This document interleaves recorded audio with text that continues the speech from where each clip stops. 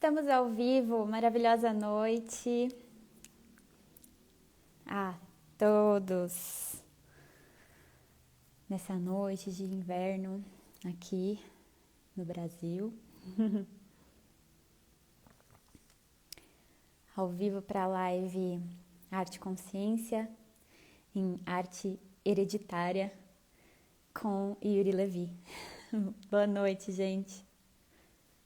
Olá, Elídia, Laís, Heloísa, Miorbit. Olá, maravilhosa noite. Cleiton. Que alegria. Começou nossa live de encerramento dessa série de lives Arte e Consciência. Então, nós vamos encerrar com uma noite bárdica aqui com o Yuri Levi. E daqui a pouquinho eu chamo ele para... Ah, Yuri entrou! Olá, maravilhosa noite, bem-vindo. E daqui a pouquinho eu vou chamar o Yuri para entrar ao vivo aqui com a gente. Vou só aguardar o pessoal ir entrando e dar as boas-vindas a vocês, seres do presente e do futuro. Um maravilhoso agora, um esplêndido, mágico, artístico agora para todo mundo. E pedir aqui para vocês irem se apresentando, se vocês sentirem falar qual arte que vocês mais sintonizam e para a gente já ir entrando nessa conexão aqui para o nosso encerramento. Foi incrível. Para quem ainda não assistiu as lives anteriores, elas estão todas registradas, guardadas aqui no meu feed para assistir e reassistir sempre que quiser. Digam para mim se vocês estão escutando bem também. Por gentileza, se o som tá bom.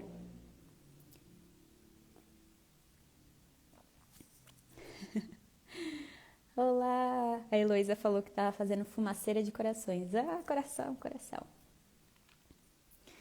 A Laine dizendo que se conecta com a poesia. Ah, Laine, quando você escreve ou fala, tudo vira poesia, né? Áudio ok, legal. Então... Bem-vindos, bem-vindas. Hoje é o nosso encerramento, uma noite bárdica que o convidado aqui, todo mundo conhece, com certeza. É um polímata, Yuri Levi, que agora oficialmente iremos nos conectar com ele aqui, essa forma artística que já vem se expandindo com os seus livros, com a sua musicalidade ampla, vasta, que... Bom, hoje, gente, vocês sabem aqui que... A gente tá na mesma casa, né? Então vamos convidar o Yuri para entrar aqui ao vivo. Mas geralmente a gente tá um do lado do outro, né? Nos vídeos, hoje a gente vai estar um de cada lado da câmera. Olá! Boa noite. Boa noite! Tá me ouvindo aí? Tô sim, tá ótimo. E você, tá me ouvindo? Tô te ouvindo. Tá ótimo aqui. Bem-vindo! Muito, muito, muito obrigada por ter aceitado esse convite. Eu que agradeço, tô só arrumando as coisas aqui para ficar melhor. Aí, acho que assim fica melhor. Tá ótimo. Boa noite e maravilhosa noite também a todo mundo que tá aqui acompanhando. Gente, olha, imagina o meu coração como é que tá. Acho que vocês imaginam. Eu e o Yuri somos um casal, estamos na mesma casa, cada um num cômodo, fazendo essa live artística aqui, porque eu precisei muito forte convidar o Yuri para encerrar essa série de lives artísticas aqui, porque o Yuri é um artista de minha profunda admiração e te agradeço, amor, por aceitar esse convite, vai ser uma honra. Aqui eu vou fingir que eu não conheço a sua trajetória, a sua história, porque eu quero deixar aqui registrado nessa live, então eu vou estar neutra, né? Então eu vou fazendo as perguntas, por mais que eu já te conheça, quero que mais pessoas conheçam. Eu sinto que os artistas, eles dão vozes a muitas coisas, inclusive até a outras consciências, né? Como instrumento para trazer aqui, inclusive com as suas psicografias e tudo mais. E hoje eu quero dar voz a você, para você contar como que é a sua relação com a arte. E é isso, fica à vontade. E pedir para o pessoal só um detalhe aqui, avisar, né, que eu vou deixar os comentários ora ativados, ora desativados. Às vezes eu desativo aqui para a gente concentrar no que o Yuri for falar. Mas assim que eu ativar, vocês podem interagir, mandar perguntas, inclusive, para a gente responder que tenham relação com o tema artístico aqui, tá bom? É isso. Fica à vontade aqui para Primeiro eu queria dizer que é mentira esse negócio, a gente não tá na mesma casa, ela tá em Lothlórien e eu tô em Valfenda. E- Só que aqui tá muito frio hoje, ó, os cobertores aqui. Eu quero te agradecer pelo convite. E outra coisa, eu quero te agradecer pelo chá que você me deixou aqui enquanto a gente está fazendo a live, que tá muito gostoso. A minha touca, estão perguntando se a minha touca é azul ou é cinza. É um verde água. Ela é É, verde água. é verde água. E, nossa, esse chá eu fiz, gente, porque tá muito frio aqui na nossa cidade, por mais que ele esteja em Valfenda e eu em Lothlórien, ambos os lugares estão frios. E eu fiz um chá de gengibre, romã, canela para esquentar e para, enfim, para ser um cobertor a mais para gente nessa noite. E que é uma noite também representada na roda celta, na roda do ano celta, como Imbolc. O Imbolc é como muitos chamam de a noite do fogo. Nós sabemos agora o porquê, né? Porque dá vontade de ficar com a lareira acesa o tempo inteiro. Tá frio pra dedéu aqui, pelo menos aqui para o sudeste tá. Tá 3 graus aqui. Uau! Linda noite! Agora sim, o pessoal já entrou e eu já vou começar pedindo, por gentileza, Yuri Levi, polímata, que se desenvolve em diversas técnicas. Sim, com certeza. A gente vê você, então, compartilhando generosamente a sua arte de diversas formas. Eu de pertinho ainda sei como que funcionam esses bastidores, mas hoje você vai contar pra gente aqui para que fique registrado e se apresente como você se sentir mais confortável, melhor, mais tranquilo. E eu tô festejando aqui por dentro. Você fez uma pintura especial aqui para sua presença hoje, Yuri, para a presença de todo mundo aqui também. Então, por gentileza, se apresente como você sentir. Bom, eu me chamo Yuri Levi, eu sou educador de formação, eu sou um pedagogo, com pós na área do yoga, e esses são os meus humildes dados biográficos. E de onde você fala? Eu, de Valfenda. Então, ótimo. Ótimo, Valfenda. Bom, E por onde você acha que eu devo começar, assim, especificamente a... O que você tinha pensado nesse sentido de... tá ótimo, assim mesmo. Eu quero saber agora qual é o seu sabor favorito de sorvete. Eu gosto muito de pistache, mas não é qualquer pistache, tá? E menta. Menta é um bom... Ah, não, e tem um outro que eu gosto muito, que é aquele sorvete azul. E ninguém, Sim, ninguém sabe do que é o sabor. E eu nunca peguei ele pelo sabor, eu peguei ele sempre pela cor. Eu ótimo. gosto Então, daquele sorvete azul. geralmente as pessoas quando vão perguntar, né? De onde você é? Qual a sua idade, a formação? Não, eu gosto de saber coisas mais. Isso é importante, sabe? A sua flor favorita, o seu lugar favorito, sorvete. É isso que a gente quer saber aqui nessa live. Mas brincadeiras à parte, a Larissa tá aqui perguntando, deixa eu ver. Cadê? Perdi. Por que vocês estão separados? Gente, a gente tá um em Valfenda e outro em Lothlórien. Hoje é um dia especial que cada um tá de um lado da câmera. Geralmente a gente tá junto, né? No mesmo lado. Mas hoje eu vou trazer o Yuri aqui para esse encerramento das lives Arte e Consciência, pra gente falar em arte hereditária, que foi o tema que eu senti de abordar com o Yuri, para oficialmente trazer aqui o Yuri artista que eu amo e admiro. Mas Amor você e... sabe, deixa eu comentar uma coisa aqui. Comenta. Bom, você comentou, né, essa questão do artista. Você sabe que todo o trabalho que eu faço, até o trabalho no Atmavidya, por exemplo, né, que algumas pessoas olham e falam, é um trabalho de natureza mais espiritual, mais religiosa. Até esse trabalho que eu faço com a consciência de que é um trabalho artístico. A minha relação com a minha espiritualidade não é uma relação religiosa, mas artística. Artística no sentido de olhar para a vida e ver ela como uma grande obra de arte e perceber o ato de viver, o verbo viver, como a maior de todas as artes. E eu busco me dedicar para aprender essa arte, eu que gosto muito de arte, e por acaso eu aprendi que um dos elementos mais fundamentais para você seguir o caminho da arte de viver é encontrar a sua espiritualidade. Então, quando eu falo ou me dedico à espiritualidade, não é no sentido religioso, mas no sentido artístico. Uau!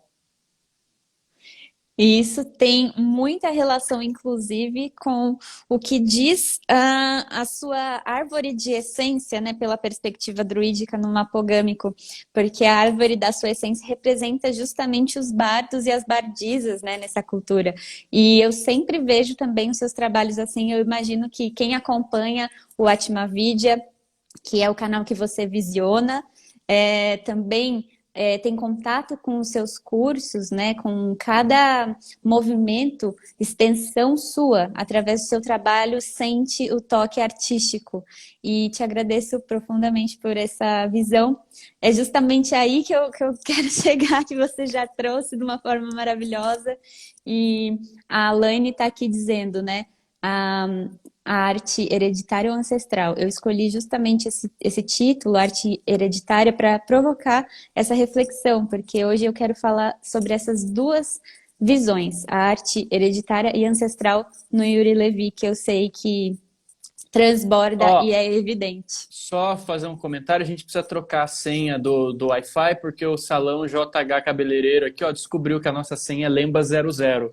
Ih, vamos ter que trocar. Adorei. Que lindo! E justamente então para a gente já entrar nesse tema de arte hereditária, de arte ancestral, quem te acompanha já faz algum tempinho, até já percebeu em um registro que você trouxe aqui no Instagram, até no seu canal no YouTube, uma releitura que você fez, inclusive, de um quadro do seu avô.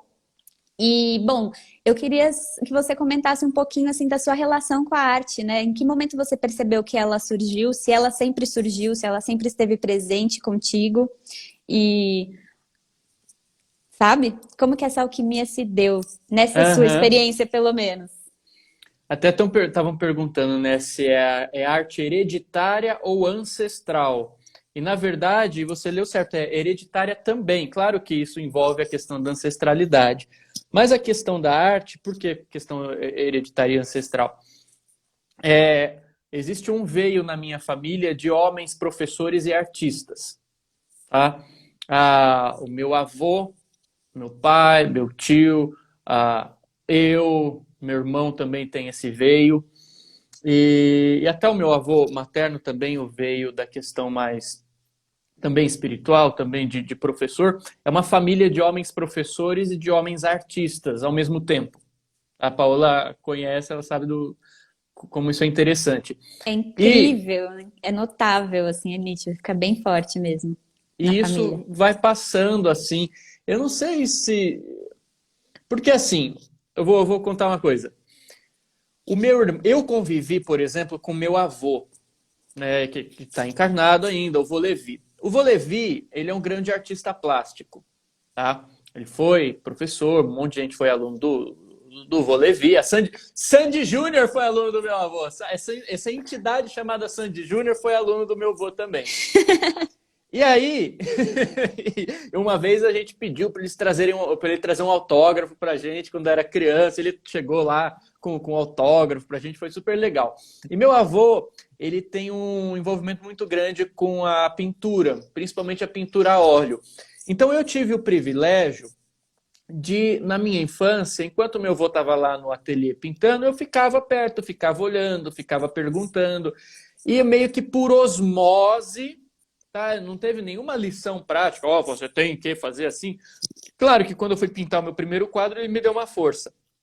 Mas eu ficava ali, eu respirava daquele ambiente. E aí eu desenvolvi isso depois. O meu pai também, filho dele, desenvolveu isso. E o meu irmão, eu tenho um irmão que é o Caio, que ele é 10 anos mais novo. O Caio, ele está morando em Portugal. E o Caio, ele conviveu pouco com o meu avô. Tá? O Caio conviveu pouco, não pegou a fase que meu avô estava lá pintando e não ficou junto como eu fiquei. Mas, hoje em dia, por exemplo, às vezes meu irmão manda alguma foto lá de Portugal de alguma pintura dele, que ele também pinta lá. E quando ele manda pra gente a foto da pintura dele, mesmo sem ter tido esse nível de convivência, eu e o meu pai, a gente olha para as pinturas do Caio e fala, nossa, é o mesmo estilo, o mesmo traço do vô meu e seu. Parece que tem alguma coisa ali de família, sabe? Por mais que ele esteja longe, por mais que ele não tinha o convívio, se você pega uma pintura do meu avô adolescente, você pega uma pintura do meu pai adolescente, você pega uma pintura minha adolescente, você pega agora uma pintura do Caio adolescente, você vai achar que é do mesmo autor. Mesmo sem ter convivido. E o interesse também, porque ninguém chegou para o Caio ou para mim e falou, não, você precisa gostar de arte. É uma coisa que, não sei, surgiu. Tá na família. Eu não sei. Então você sempre sentiu essa arte vindo assim a partir de você, né? Porque uma coisa é você observar e falar, bom, meu avô pinta, minha família é envolvida com a arte, mas como que você então sempre notou que ela transbordou mesmo na sua interioridade? Você sempre sentiu essa espontaneidade, por exemplo, de eu quero uma tela, vou desenhar, vou pegar os papéis, sabe, essas coisas? Quando eu era criança, eu ficava bravo com meu avô, que eu queria pintar, e ele me comprava aqueles conjuntos de tinta de criança. Umas tintinhas que não faz nada com aquelas tintas lá. E eu ficava bravo com ele, porque eu queria as tintas dele, que eram aquela coleção da Winsor & Newton, da Boa, que ele mandava importar na época dos Estados Unidos, e eu queria pintar com aquela lá, e ele me vê com aqueles guache vagabundo de lojas americanas. Ele fala, Tó, pinta aí. E eu não queria. E é interessante que, assim, isso acabava se estendendo para outras dimensões.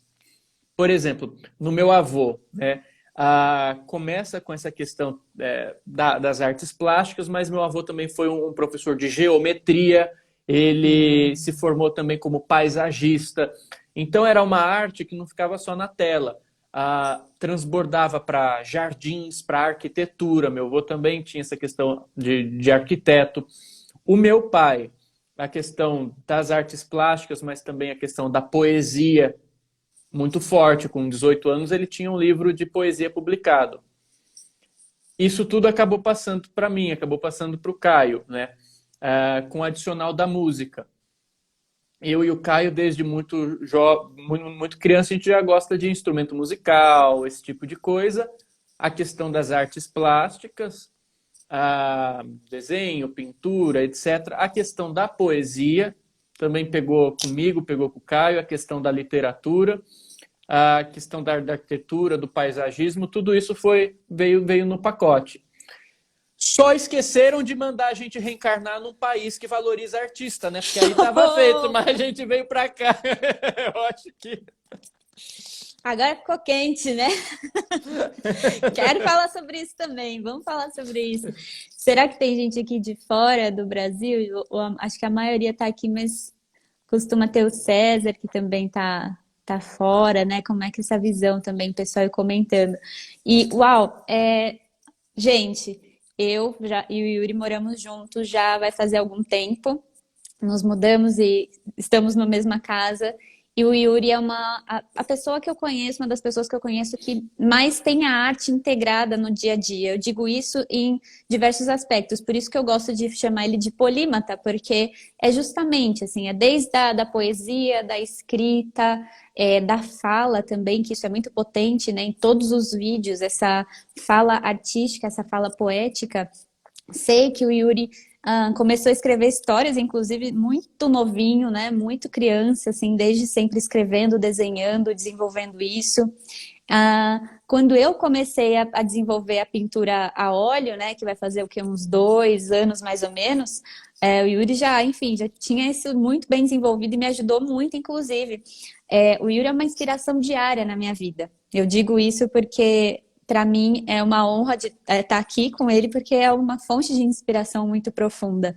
E é notável, inclusive, as semelhanças físicas e semelhanças de afinidade em relação a essa linhagem masculina, né, na família do Yuri, na sua família, lindo.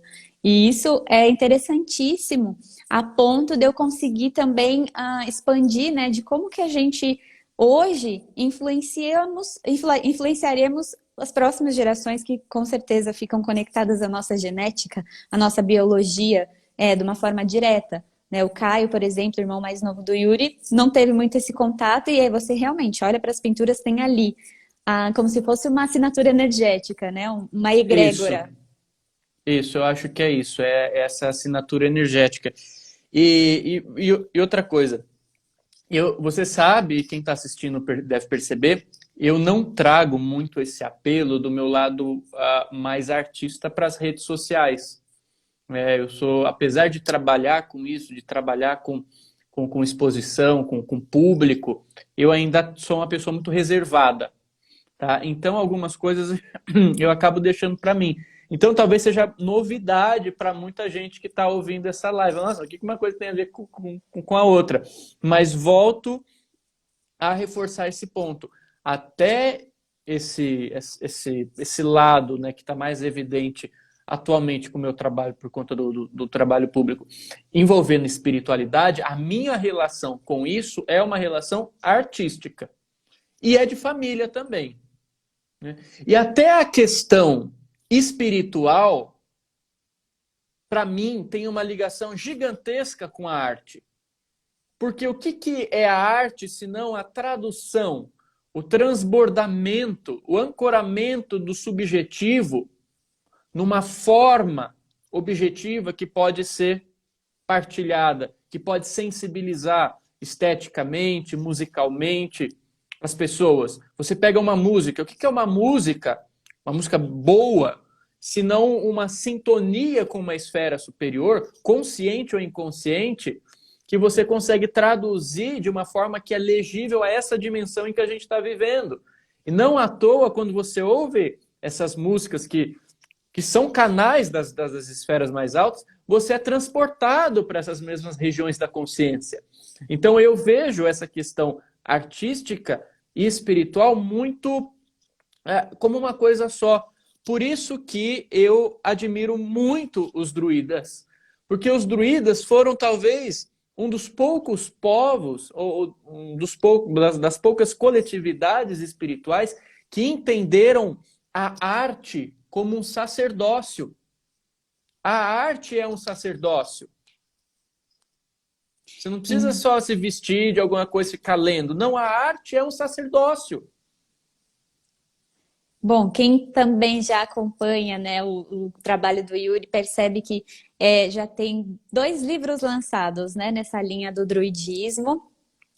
O primeiro, Eco dos Druidas, pelo Espírito Nolan, uma psicografia, o segundo também uma psicografia, o Bosque Sagrado, que tem essa conexão intrínseca com o druidismo, com os termos, né, com os conceitos do druidismo, mas que na verdade expressam essa raiz espiritual. E quando eu pergunto para o Yuri aqui, trazendo, né, como é que se deu essa conexão com a arte, mesmo através da relação hereditária, é nesse ponto que eu quero chegar também, como que a arte, essas raízes familiares também estão presentes nas raízes de família espiritual, né, que a gente pode chamar, por exemplo, as nossas conexões com a cultura celta, que a gente sente, né, conforme acessamos as artes, as músicas celtas, as literaturas, as histórias, como que a arte nos transporta e nos faz perceber que a gente já está conectado com essa força.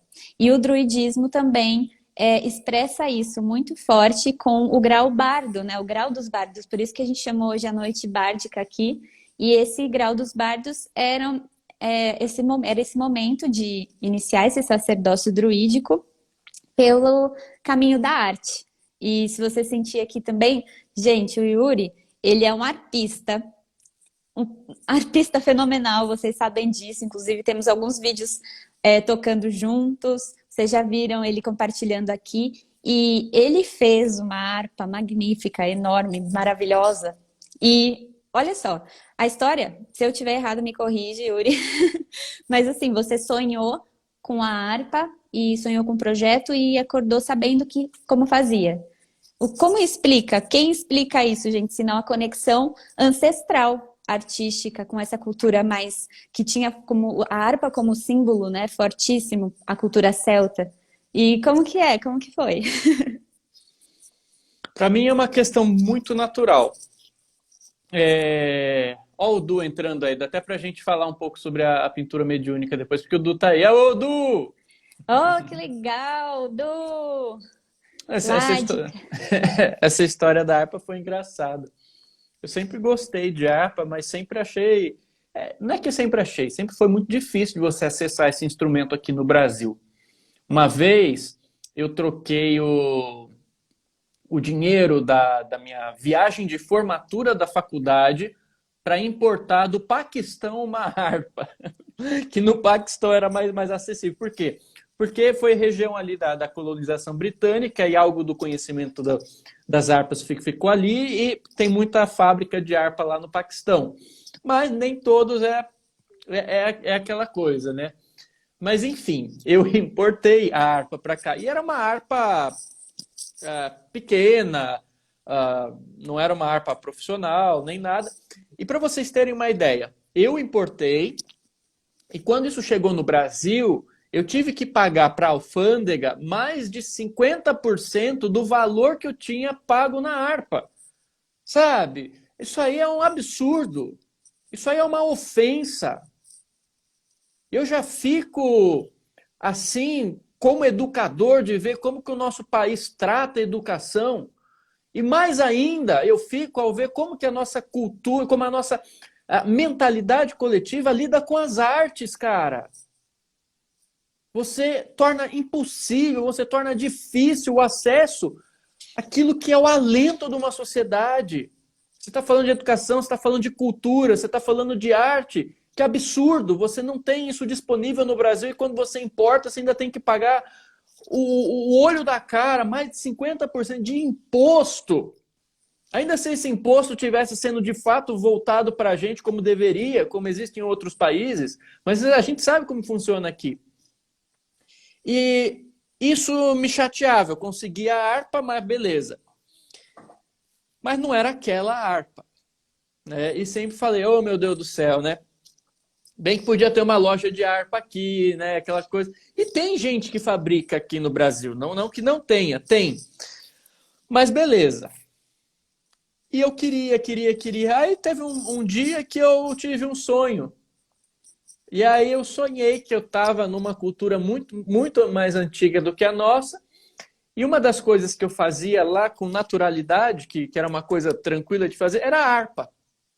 Eu não sei se era a minha profissão, eu acho que não era.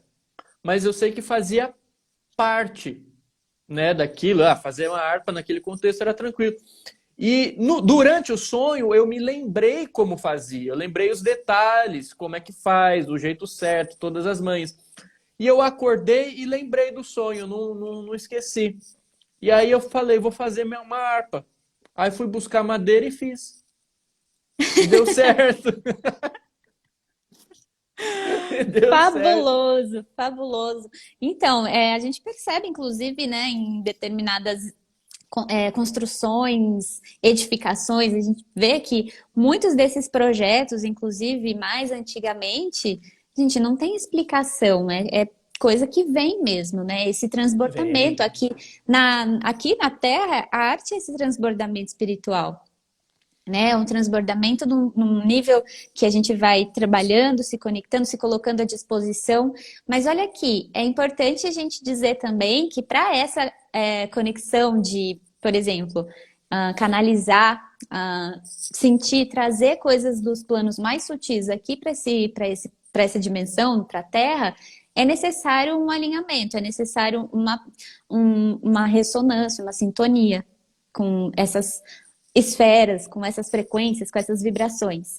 Então, o que eu percebo também agora, dizendo, né, mais nessa intimidade, convivendo com o Yuri, é que ele tem um trabalho magnífico de se afinar com o amor, com a paz, sabe? Sempre buscando a meditação, sempre buscando se alinhar para conseguir, de fato, ser esse instrumento de amor maravilhoso que ele é aqui, sabe, transmitindo conhecimento, transmitindo arte, transmitindo beleza, aprendizagens pra gente.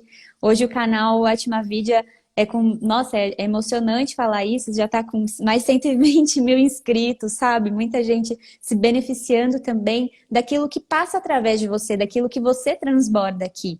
E você sente que existem algumas práticas específicas que te auxiliam nesse alinhamento, como, por exemplo, a meditação. Se você quiser falar um pouquinho sobre isso, vai ser legal. Como afinar o seu instrumento artista, né? A sua consciência. Eu acho que Deus é o grande artista. Se você busca a comunhão com Deus, não tem como você sair disso. Por isso que eu prefiro a minha abordagem espiritual como artista e não como religioso. Isso é o que me permite me desviar das hipocrisias religiosas. Ai, não pode fazer isso porque a cartilha diz. Não, não é um adestramento. É uma arte, é um processo artístico. E eu acredito que sim, meditação, com certeza. Com certeza. E eu acredito, por exemplo, todo artista também é um pouco médium. Mesmo que seja inconsciente. Porque o que o artista faz? O artista ele tem essa sensibilidade que ele consegue expandir a sua alma para paragens intraduzíveis, ou melhor, né, para esse plano, mas ele faz o trabalho de tentar representar aquilo aqui. Você pegar esse subjetivo, você pegar esse invisível e dar forma para ele. E às vezes esse subjetivo, esse invisível, vem da gente, vem do nosso inconsciente profundo, das nossas memórias ancestrais profundas, mas às vezes vem do outro mundo, vem do plano espiritual, que a gente perceba ou não. Sim, vem como Awen, né? Esses três É o raios Awen. dos druidas e os bardos, eles tinham também, eu estava até inclusive percebendo num livro do Philippe Cargon, né, antigo chefe da Ordem dos Bardos, Ovates e Druidas, nós temos uma consideração muito forte aqui na nossa família com o Philippe, e ele diz que quando os bardos começavam o sacerdócio druídico, era necessário realmente um profundo silenciamento, né, que eles passavam até vários dias, vários momentos, assim, em completa escuridão, Reclusos. assim, reclusos, em silêncio, fechados mesmo, para conseguir receber, para conseguir sintonizar com a divindade, com a inspiração divina, né, que eles chamam de Awen. Igual os tibetanos também faziam. E o que é isso, se não você permitir que os seus sentidos internos possam se expandir? Você silencia os estímulos aos sentidos de percepção externa, por assim dizer, para ampliar essa antena da alma. E eu gosto muito do conceito de Awen justamente por isso. Ele vai além do conceito de mediunidade, ele vai além do conceito de arte, mas inclui tudo isso como um processo de transbordamento dessa comunhão espiritual com a vida. Justamente. Justamente isso. E aqui até fica um pouco interessante da gente falar que passamos por isso por algum momento, né? Que você trouxe essa questão da valorização da arte no nosso país, que eu até anotei, inclusive, enquanto você conversava, eu estava olhando aqui para baixo anotando, né? Essa questão de como seria especial, por exemplo, se a gente pudesse presentear as nossas crianças com instrumentos musicais, tornar esse acesso mais acessível, tornar esse acesso mais próximo, mais íntimo. E aí é que a gente percebe, né, esse lugar de valorização. Eu lembro que aqui, logo no começo, eu vou tentar achar a pergunta. Alguém perguntou sobre a questão da valorização, né, que algum parente, vou achar aqui para a gente falar sobre isso. E daqui a pouco a gente continua. Bom, tá aqui, achei. Fala que o pai é artista, né? Sempre foi artista. E a família passou por algumas dificuldades financeiras. Aqui, ó, tão veríssimo. Meu pai é artista plástico e sempre passamos por muitas dificuldades financeiras. Até hoje, aos 37 anos, tenho dificuldade de assumir meu caminho na arte, em razão desse passado difícil. Pedi para a gente comentar, e como foi a primeira pergunta, eu não quero deixar passar, que eu sinto que isso é essencial, inclusive, pegando esse gancho que você comenta, né, de ter difícil acesso, às vezes precisa importar materiais, não somente instrumentos, mas materiais, tinta, pincel, papel, tantas outras coisas, né? E como que a gente pode despertar essa valorização internamente e externamente? A gente pode conversar um pouco sobre isso? Você se sente Ó, confortável? eu quero até começar um pouco além disso, contar uma coisa para quem está assistindo, que a gente tem um projeto, eu e a Paola, e a gente pode falar isso já abertamente, porque isso já está sendo realizado, né? Mas a gente tem um projeto de construir uma escola, tá? Eu como pedagogo, para quem não sabe, eu sou um pedagogo que eu fui fazer pedagogia porque eu não gosto de escola, tá? Eu não gosto da escola no formato em que a gente conhece ela, tá? Eu acho isso daí anacrônico. Eu acho que isso daí não é uma instituição de educação. É uma prisão para as crianças. Existem outras formas. A gente ensina as crianças do século XXI como o jesuíta ensinava os indígenas quando vieram aqui para o Brasil. Isso é absurdo. A gente foi, semana passada, semana passada não, 2 dias atrás, eu fui me vacinar, né, da questão do Covid. E o posto de saúde é do lado de uma escola municipal, eu acho, estadual, eu não sei. E a Paula estava junto. E a gente saiu do carro, a gente parou na frente da escola, a gente olhou para a escola, a gente olhou um para o outro e falou assim, o que é isso daqui? É um presídio? É um presídio! Literalmente, a gente não estava sendo irônico. A aparência daquilo era horrível. Sim. Era horrível. Nada, Né? nada estimulante em nenhum momento, né? Nada inspirador, nada Não, acolhedor. não. Dá vontade de você sair correndo dali. E você olha para as janelas da sala de aula, tem grades. Sabe, tudo cinza, tudo destruído, tudo. Ah, não. E aí o que acontece? Eu nunca gostei desse tipo de trato com a educação. Então, eu fui fazer pedagogia para mudar isso, para construir uma escola diferente. Sabe? As crianças não podem ficar com essas coisas que a gente tem aí. Não faz sentido, gente. A gente está em 2021. Pelo amor de Deus. Mas não faz o menor sentido. E aí eu fui fazer pedagogia para criar uma coisa diferente, né? E estão até perguntando se eu conheço a pedagogia Waldorf. Conheço.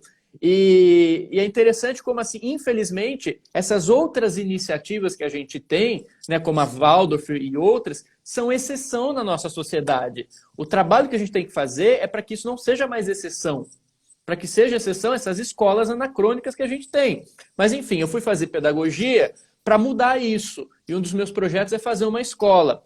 E a gente já está adiantado nesse projeto. A gente quer fazer uma escola jardim, uma escola com muita natureza, com uma arquitetura que dá gosto. Isso tudo é uma visão artística. Veja, isso é uma visão artística. Tá? É você colocar as crianças num lugar em que elas se sintam inspiradas a estar ali. Eu vou dar um exemplo muito simples. Por que a criançada pira ao assistir Harry Potter?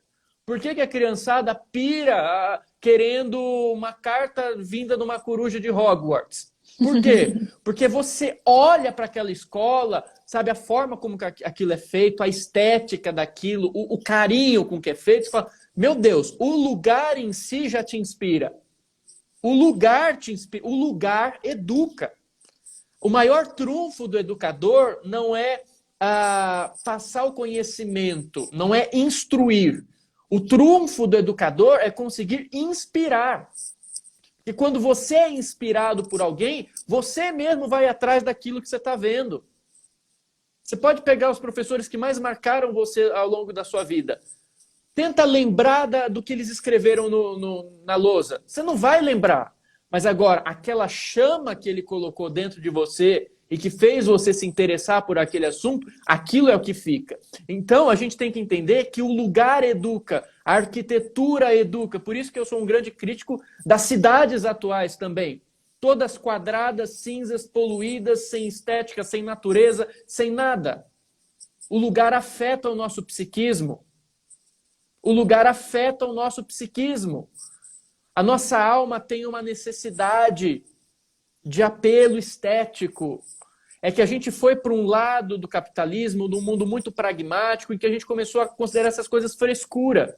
Ou seja, para que eu vou construir uma casa bonita? Eu não estou falando de uma casa luxuosa. Eu estou falando de uma casa bonita, com as flores, com detalhes, uma casa com cor, uma casa, sabe, gostosa. Para que eu vou construir uma casa bonita se eu posso fazer uma caixa de concreto cinza e gastar menos e pronto, você pode pôr a pessoa para morar ali e acabou, sabe? Vai servir para a mesma coisa. Mentira! A qualidade de vida é prejudicada.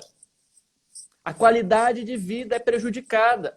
A alma tem uma necessidade de arte. A alma tem uma necessidade da estética da vida, porque Deus manifesta isso. Tudo à nossa volta é isso. E só o ser humano busca, mesmo tendo recursos para se alinhar a isso, busca ficar a parte disso. Por quê? Por interesses. Né? Vai ver o que o pessoal faz hoje em dia, que é moda, né? Vão lá as construtoras, pega lá uma área de floresta, destrói tudo para tentar ganhar dinheiro com aqueles predinhos vagabundo que você tem por aí, sabe? Esses conjunto habitacional. E o que o cara faz? Ele compra, ele destrói tudo, aí ele faz um conjunto de predinho, que é só um monte de caixa cinza uma em cima da outra, para ele gastar pouco e ter lucro mais rápido com aquilo. E aí você tira a floresta, você tira a natureza, faz um apartamento de má qualidade para as pessoas, mas tem alguém ganhando dinheiro. E aí você passa por aquele lugar que era maravilhoso, né? Tá tudo acinzentado, tudo destruído. E essa visão eu tenho também em relação à escola, ao ensino, à educação. O lugar te estimula. E a gente pensa em fazer um lugar, uma escola, em que a própria arquitetura, o próprio paisagismo do lugar transborde inspiração, seja um lugar que as crianças queiram estar ali. Como as crianças querem estar em Hogwarts. Por quê? Você olha para Hogwarts, é legal aquilo lá. Aí você olha para uma escola que a gente tem aqui, porra, você fala, caramba, isso aqui é um presídio. Né? Então a gente quer trazer isso para o campo da educação. A gente quer trazer esse lugar mágico, esse lugar que ensina por si só. Você não precisa prender o aluno lá 6 horas ouvindo o professor lendo o texto para você numa sala de aula mofada, não. Sabe? Avaliando a capacidade da pessoa com um monte de prova de decoreba. Que decoreba? Decoreba não é sinal de inteligência, sabe? Então, um lugar que você tenha estímulos, como eu tive na minha família. Na minha família não tinha ninguém me pondo contra a parede falando que você tem que valorizar a arte, você tem que isso. Não, mas você tinha muitos elementos dispostos ali que me davam a inspiração de falar isso aqui é legal. E o ambiente, ele cria isso, o ambiente educa. Por osmose você pega aquilo. E aí a gente tem um projeto de criar essa escola, de ter essa arquitetura maravilhosa em meio à natureza, com estímulo artístico, aula de meditação para as crianças, e uma educação que não seja uma educação castradora, uma educação que não seja uma educação anacrônica.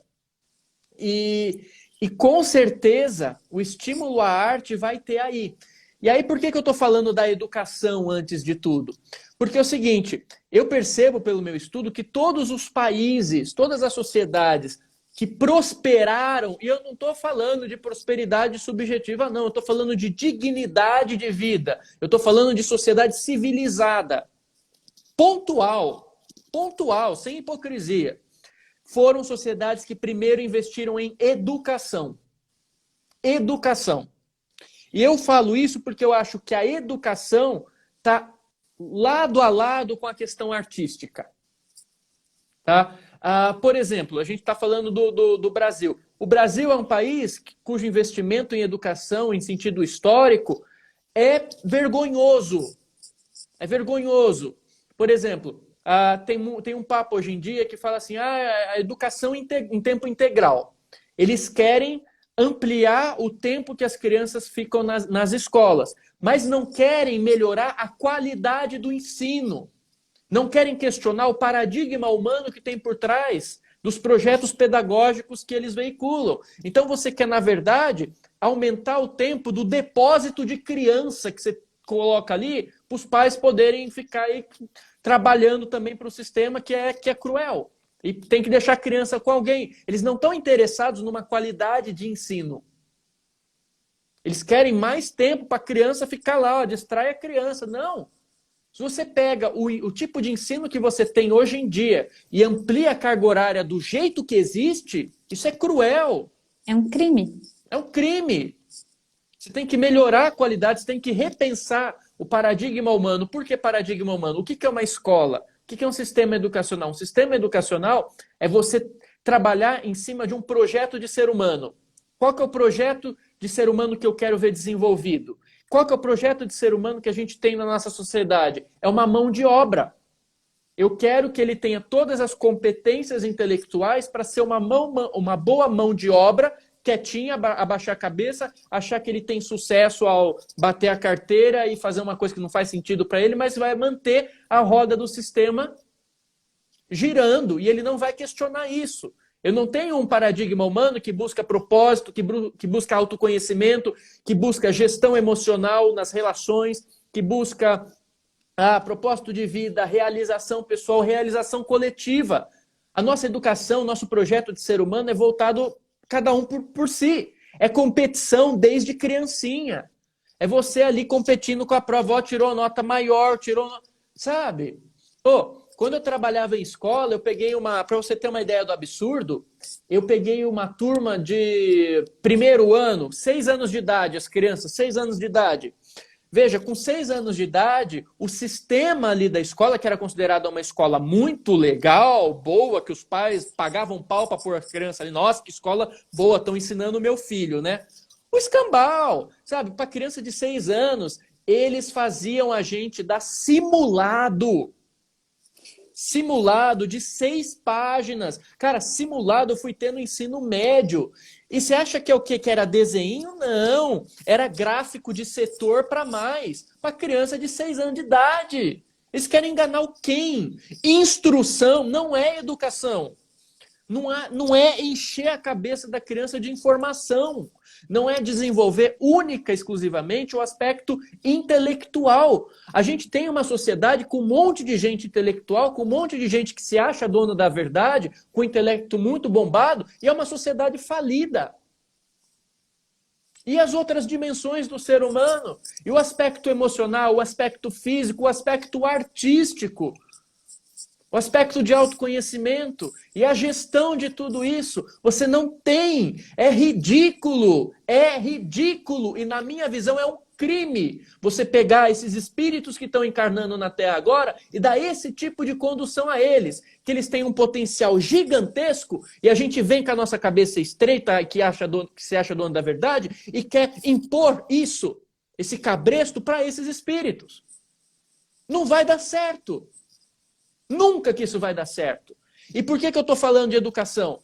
Volto agora para a nossa sociedade, que é uma sociedade que não valoriza a educação, que não pensa a educação, que não valoriza seus educadores, que não ensina o que é o poder de um educador. Quando eu fui fazer faculdade, perguntavam, né, no primeiro dia de aula, por que você está aqui? A maioria das pessoas que estavam fazendo faculdade de pedagogia comigo não eram pessoas que estavam lá porque amavam e queriam melhorar a educação. Pasmem, a resposta que a maioria das pessoas que fizeram faculdade de pedagogia comigo, numa faculdade boa, que foi a Unicamp, a maioria respondia que estava lá fazendo pedagogia porque não tinha outra opção, sabe? Eu não passei naquilo, eu não sabia o que eu ia fazer.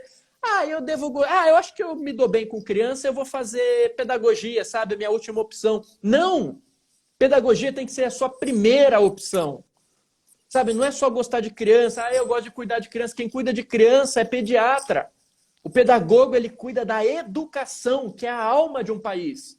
É o vigor de um país. Vai falar isso para os antigos filósofos gregos, que as pessoas estão fazendo no Brasil curso de educação como última opção, ou porque não conseguiram sucesso em nada.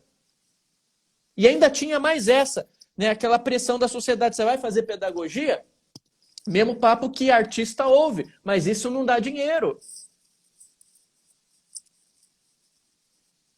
O formato que a gente tem não dá dinheiro. A consciência coletiva social que a gente tem em torno disso não dá dinheiro. Então é nossa missão mudar isso. o educador, todo educador de uma nação tem que ganhar muito mais do que os nossos deputados ganham.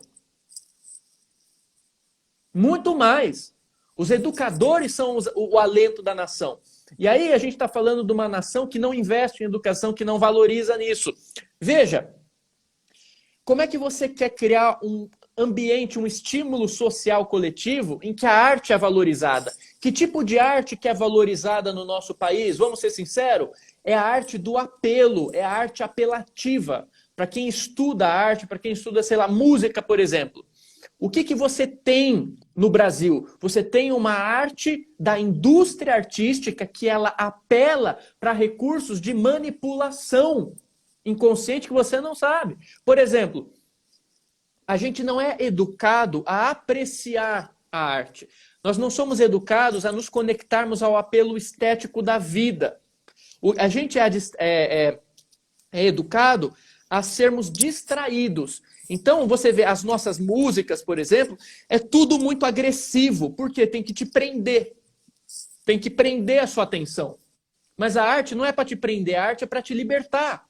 E nada contra, se você quer ouvir uma coisa mais pesada, ouça. Não é isso. Mas você vê que a arte virou uma coisa da indústria e a indústria transformou a arte numa cultura de massa. E com qual objetivo? Com qual intenção? Nutrir, trazer uma coisa boa para a coletividade? Ou apenas distrair e jogar impulsos em que vai fazer com que as pessoas comprem aquilo cada vez mais? Então, por exemplo, uma das coisas que a gente vai fazer na nossa escola é desvincular um pouco isso, trazendo uma educação efetiva em relação às artes. Por exemplo, uma coisa que a gente vai ter é aulas de harpa para criança. Quem é que gosta de harpa no Brasil? É a minoria da minoria da minoria. Por quê? Porque é ruim, porque é chato? A harpa é maravilhoso.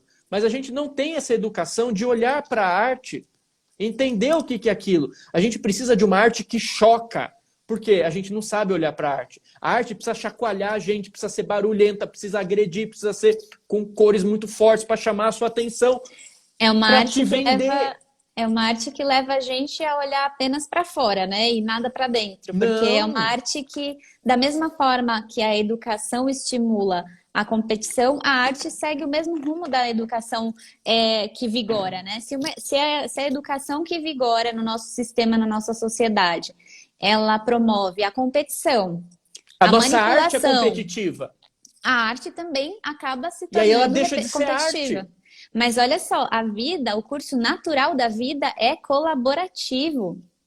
Não tem essa de competição. Se a gente se afasta disso, gente, sempre fui uma pessoa muito questionadora a nível escolar e do sistema, da normose que a gente já vem aqui, também em relação à arte. Porque eu passava por várias situações, e peço licença aqui, Yuri, rapidinho, para comentar isso, porque tem a ver, para a gente já ir emendando nisso. Eu sempre senti muito forte a arte pegando nos meus centros energéticos. Então, eu sou uma pessoa um pouco chata mesmo, questionadora da arte, né? E aí eu percebi que não bastava eu apenas observar isso, sentir isso, eu precisava falar isso para as pessoas também. E essa é uma das intenções aqui dessas lives promovendo a arte e a consciência, porque eu escutava as músicas que a indústria musical, né, fomentava e vendia para a nossa sociedade, né, numa grande mídia, e aquilo pegava em mim de uma forma muito agressiva nos meus centros energéticos. Mas eu sabia do potencial de manipulação que acontece ali nos mínimos detalhes a nível energético primeiro, mas também de quem entende música, por exemplo, e quer colocar aquilo. Não é teoria da conspiração, nada disso. Gente, é uma questão objetiva, sabe? Existem frequências e frequências. Se todo artista é um médium para as coisas mais edificantes e para coisas também não são. Isso vale para a educação, para o exemplo. Sim. Com E aí certeza. tem gente perguntando aqui, né? Eu quero ser criança de novo para estudar na escola de vocês, mas é justamente essa escola que a gente vai falar melhor ao longo dos dias aqui, vocês vão conhecer com mais profundidade, mas é uma escola que inclui a todos. crianças, Não precisa ser criança. adolescentes. Não Porque precisa, gente. isso, Vai ter isso, oportunidade pra então, gente. isso é uma visão também que a gente aprendeu sobre educação que não é verdade. A educação não é só a escola para a criança. A vida é o grande campo da educação. Todo mundo, todos nós somos alunos, né? E todos nós merecemos esses centros em que nós somos acolhidos e estimulados, né, a de fato a gente crescer. E uma coisa que você estava comentando sobre a arte na nossa sociedade, infelizmente, e não precisa de muito para a gente ver isso, não só você tem uma perspectiva artística social atual, que ela é da competição, porque sabe? Desculpa se isso parecer muito absurdo, mas os The Voices da vida, eu gosto também de assistir, ver as pessoas cantando, mas você tem sempre aquela noção de que um tem que ser melhor do que o outro. Gente, a arte não é sobre isso. E aí a gente transformou na nossa sociedade a arte num grande campo de competição de ego. Claro que o ego é importante para estruturar a nossa personalidade, para que a nossa consciência, o nosso eu real, se manifeste nesse nível de realidade representado por essa dimensão material. O ego é importante.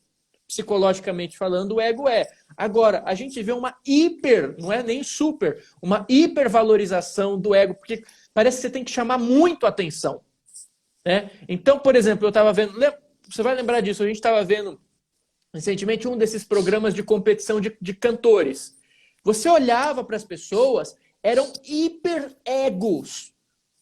Nada contra o ego, mas parecia que o ego não bastava. A pessoa precisava chocar. E estava todo mundo querendo chocar para querer parecer alguma coisa para chamar atenção. E era algo agressivo, sabe? Parece que se você não for super chamativo, você não pode... Eu vou além, você não pode ser amado. E aí, a gente volta para o filme Turista Espacial, né? Que tem a cena lá que a extraterrestre chega e tem uma mulher deprimida, ela tá lá passando maquiagem, batom, e ela fala, nossa, mas você não precisa disso. Aí ela fala, não, eu preciso, mas para quê? Para que as pessoas me sintam bonita. Ah, mas para que as pessoas precisam te sentir bonita? Assim, para que elas me amem. Ah, então quer dizer que se você não passar essa tinta na sua boca, as pessoas não vão te amar? Então, assim, eu preciso chamar muito atenção, eu preciso trair a mim mesmo, eu preciso trair a minha essência, deixar de ser o que eu sou, para me vender para os outros, me vender para o mundo e criar a ilusão de que isso me faz algo melhor. Então, para que é a arte? Qual que é a concepção que a gente está tendo socialmente disso? Por isso eu volto à importância da educação. A educação, ela direciona o olhar. Eu vou te dar mais um exemplo. Não só é difícil de você conseguir, por exemplo, instrumentos musicais aqui no Brasil, como, por exemplo, muitas pessoas vão ter essa experiência. Você consegue o seu instrumento musical, aí você chama a sua família para te assistir, né? Aquela família que também está acostumada e está educada a perceber a arte como essa cultura do hiperestímulo, né? Aí tá lá você com o seu violão, com a sua harpa tocando. Eu te pergunto, você reuniu a sua família, você está lá tocando. A sua família está prestando atenção no que você está ouvindo? Tem muita gente que vai estar conversando, muita gente que vai estar dando risada, muita gente que vai estar no celular, muita gente que não vai estar nem aí. E o artista sente isso, porque o artista é sensível. E não é culpa dessas pessoas, é que elas não foram educadas a entender o valor daquilo. A alma delas não foi sensibilizada para entender a preciosidade, para conseguir sintonizar com aquela beleza. Né? E aí, por que isso acontece? Porque elas foram estimuladas com esses estímulos muito agressivos. O estímulo do eu tenho que te chocar, eu tenho que fazer barulho para você parar e prestar atenção em mim. Aí vem uma criança tocando harpa que não está fazendo barulho para te manipular e forçar você a prestar atenção nela, você não consegue olhar para ela. Você está esperando alguém chegar e ela não vai fazer isso. E olha só, né? Manifestação é aquilo que se manifesta sempre no sentido assim de focando sempre no efeito e nunca na raiz, né? Então vai sempre pegar o quê? O que pega mais, o que choca mais a matéria, o físico, que é o que você comenta, né? Como os hiperegos, né, da vida. Porque geralmente é uma arte, é uma educação que condiz apenas a realização material, como se fosse assim, ó, te causou prazer, te deu uma sensação de sucesso, de poder, de prazer, sabe? Isso tudo é muito a nível físico, Não, estimula muito essas coisas físicas. E aí, para uma sociedade que não é educada a conceber a nutrição dos campos mais sutis, aí é óbvio que não vai dar valor à arte mais sutil também, é, né? A arte que promove um avanço, né? e Uma edificante. esse apelo material que você falou vai culminar naquilo que todos nós que estamos aqui já estamos cansados de saber. Não só a criancinha vai estar lá tocando o instrumento dela e ninguém vai estar nem aí, ou fingindo que está aí, enfim. Como quando chegar no bate-papo ali com o pai e com a mãe dela, é muito provável que o pai e a mãe dela, se não for um caso à parte, infelizmente, vai chegar e falar assim: ó, muito legal isso daí, mas isso não dá dinheiro. Dinheiro. Que é a grande problemática que a gente tem na nossa sociedade em relação aos artistas, né?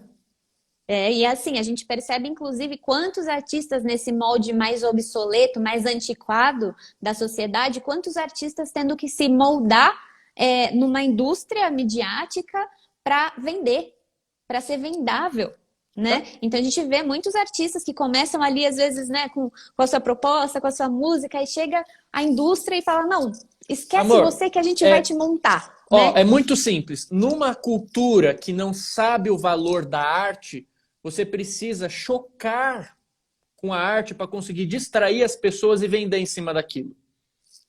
Então isso funciona numa sociedade que não sabe o valor da arte. E aí você vira uma competitividade de lucro.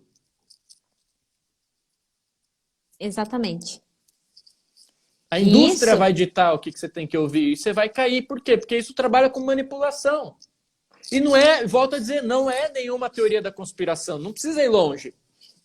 E aqui isso estimula o nosso inconsciente, aquilo que está muito distante e que vai ficar encaixotado. Não estimula em nenhum momento o nível da consciência, né? Da consciência que busca o amor, que busca o equilíbrio, que busca a harmonia. Vai sempre para o inconsciente. É uma arte que conduz ao inconsciente. São pessoas dançando o que elas não sabem o que significam pela manipulação, pessoas cantando Ó, o que elas não sabem o que aquela letra diz, né? Às vezes nem sabe o que a letra está falando, não. está só lá, né? Inconscientemente na Mantrando. normose. Às vezes é uma letra completamente negativa à vida e você tá lá mantrando aquilo, né? É, Ó, um exemplo muito clássico em relação a isso. Pega qualquer pessoa aqui que está assistindo isso. Pega, vai lá no YouTube agora, vê no top, sei lá, os tops do YouTube em relação à música, vê o que o povo mais está ouvindo. Eu e a Paula, a gente fez isso outro dia. E aí a gente foi ver para conhecer, né? E aí as músicas que estavam arrebentando, e assim, quando a gente diz arrebentando, em uma semana de publicação já tem milhões de visualizações daquela música. E aí a gente vai ouvir a música. Primeiro que tem todo esse enredo da manipulação de utilizar frequências que prendem a pessoa. E aí você vai ler a letra. A letra, ela é um absurdo. né? Então, só um segundo. Du, tchau. Beijo pro Valeu, Gigi e pra Duzão! Lática. Mas exatamente, são letras que até a Marina colocou aqui, a sofrência. E assim, além disso, são músicas que trazem um desrespeito, sabe, que consciências criminosas até, Não, sabe? Umas é coisas assim. consciência criminosa. Um dia eu e a Paola até fomos fazer um vídeo do nosso react em relação a isso. A gente teve que apagar o vídeo, porque a gente ficou xingando o vídeo inteiro, né? Porque assim, vocês estavam esperando um discurso bonzinho assim e a gente tava metendo pau. Por quê? Eram discursos criminosos, de desrespeito à vida. De desrespeito à vida, de tipo, vou chutar aqui, pega a novinha, abusa dela, depois joga ela fora, porque não sei o que tem. E o povo indo ao delírio. E eu olhava pra Paola, a Paola olhava pra mim e falava, caralho, porra! Que é isso? Inclusive, algumas coisas que a gente ia ligando pontinho, que eram músicas, eram artes, né? Que eu não ouso nem chamar de.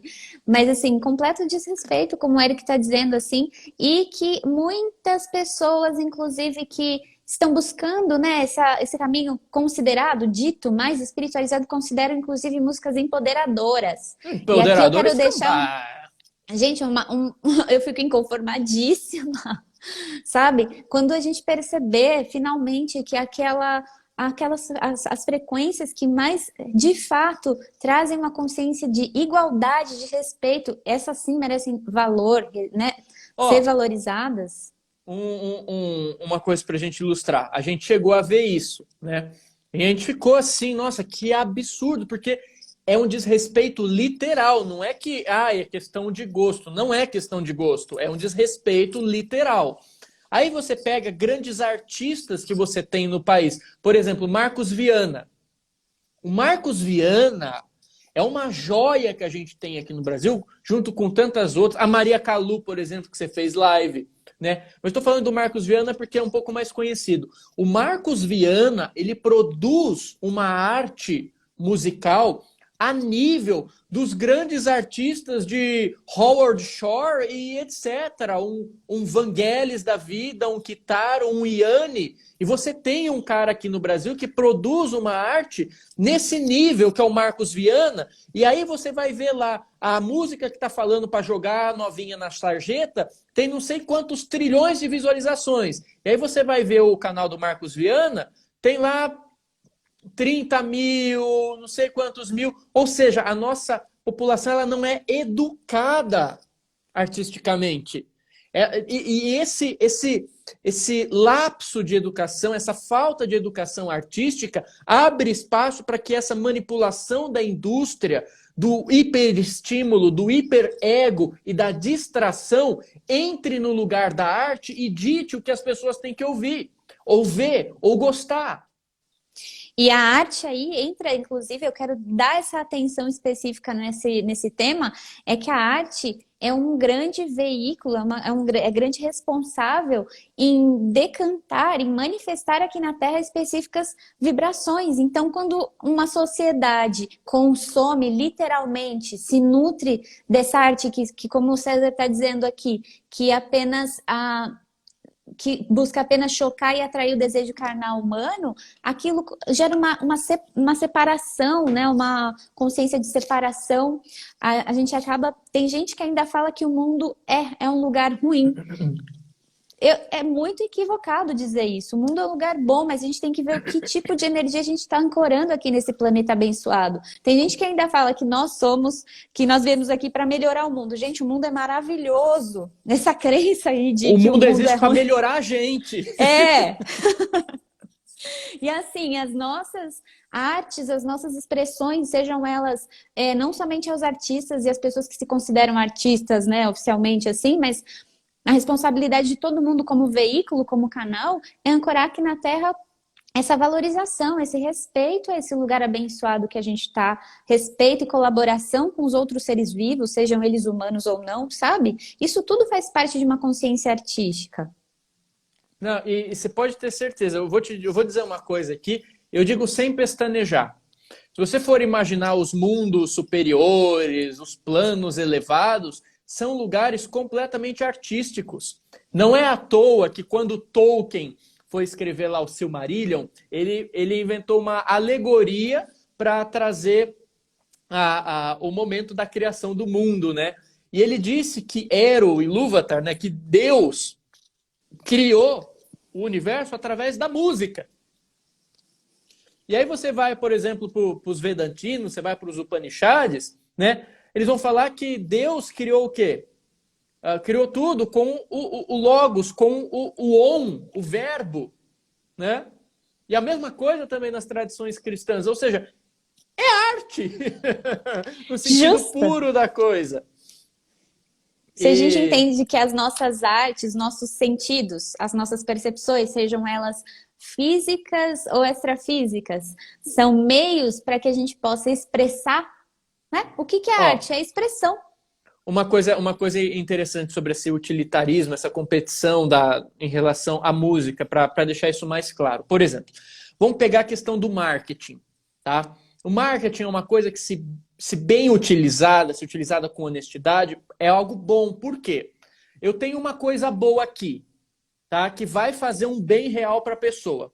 Só que se isso daqui fica escondido, eu impeço que a pessoa tenha acesso e conhecimento a esse produto. Então entra o marketing para mostrar esse produto para aquela pessoa. Esse é o marketing humanizado, o marketing honesto, o marketing justo. Mas você tem, por exemplo, também o marketing do mal, vamos chamar assim. O que é o marketing do mal? Ele trabalha basicamente com manipulação. E essa manipulação não é teoria da conspiração, são coisas bem básicas. Ele vai trabalhar com seus medos, né? Ele vai trabalhar com estímulos primários seus que são muito fortes, sexo, fome, desespero, e vai utilizar isso para criar toda uma narrativa em que você vai se sentir mal de não comprar aquilo. Sendo que o marketing do bem, entre aspas, é aquele que vai fazer você ver a vantagem de ter um acréscimo de algo bom na sua vida. O marketing do mal faz você sentir medo de não ter aquilo. E o que acontece? Quem vai muito para esse lado da manipulação no marketing acaba trabalhando muito com isso, com medo, com desespero, com escassez, com sexualidade, ou seja, com coisa muito bruta, muito básica, sabe? E aí você vê que a mesma coisa foi para a indústria artística.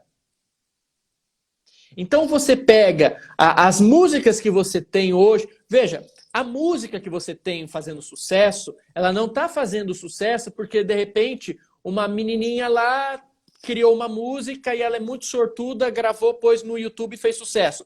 Até existe um caso ou outro. Mas a música que faz sucesso e que chega hoje em dia pra gente é a música em que tem uma indústria por trás. Tem uma empresa que falou assim: quais os estímulos que eu preciso gerar na população para que ela fique fixada nessa minha música e me gere retorno e eu ganhe com isso. Então eles vão pegar todas essas questões que manipulam a nossa atenção através da distração, né? E vão pegar ali qualquer pessoa, tá? E joga aquilo e põe aquele efeito de fundo, põe aquela batida específica, aquela frequência. Utiliza palavras que estão em voga no inconsciente coletivo, que prende a atenção da pessoa. Palavras tabu, por exemplo. E aí as pessoas, opa, o que é isso aqui? E quando a pessoa, opa, o que é isso daqui? Elas vão estar prestando atenção, vão mandar lucro para a empresa. E aí o que acontece? Colocam ritmos e frequências que são ritmos viciantes. Sabe aquela música que você não gosta dela, mas ela não sai da sua cabeça? Né? E ficam insistindo, e mostram, e mostram, e mostram, e mostram, até você incorporar aquilo na sua vida. Então, assim, é uma indústria meio maldosa, porque ela quer utilizar desses recursos todos para ela ter lucro. E ela assim, não quer fácil, exaltar então. o eu artístico da pessoa, nem Sim. o valor daquilo para a sociedade. Ela quer criar uma coisa que vai dar retorno para ela, e lasque-se o resto. Ela quer transformar pessoas em produtos. E assim, são pessoas, sabe? São consciências. E assim, é fácil a gente então perceber que isso que você acaba de trazer aqui é um termômetro, né? Porque se a gente analisa, observa conscientemente, esse, gente, é um exercício que vocês sabem como é. Aqui no planeta você tem que estar sempre se vigiando e se colocando, porque assim, essa fórmula, essas estratégias do marketing do mal, por exemplo, elas são eficientes, né? Então a gente tem que buscar sempre a nossa consciência, o nosso centro, o equilíbrio, ficar atento a essas coisas, sabe? Dentro de casa, com as crianças e tudo mais, porque não é pelo medo, mas é por uma questão simples de consciência e equilíbrio, sabe? Aquilo que eu aceito ou não para minha vida. Então, se a gente analisa as músicas de maior sucesso no YouTube, por exemplo, os livros de maior sucesso no momento e outras coisas assim, ou entre outras expressões artísticas, a gente percebe o nível de consciência da coletividade. Se é uma coletividade doente, desequilibrada, ou se é uma coletividade que está buscando coisas, né? Se nutrir de coisas mais tranquilas, mais harmonizadas. Esse salão de JH Cabeleireiros está ótimo, é que seus comentários estão amando, assim. Ótimo! E, assim, eu tô cheia, com várias anotações. Eu tô adorando, eu quero agradecer a interação também de vocês que estão aqui presentes com a gente.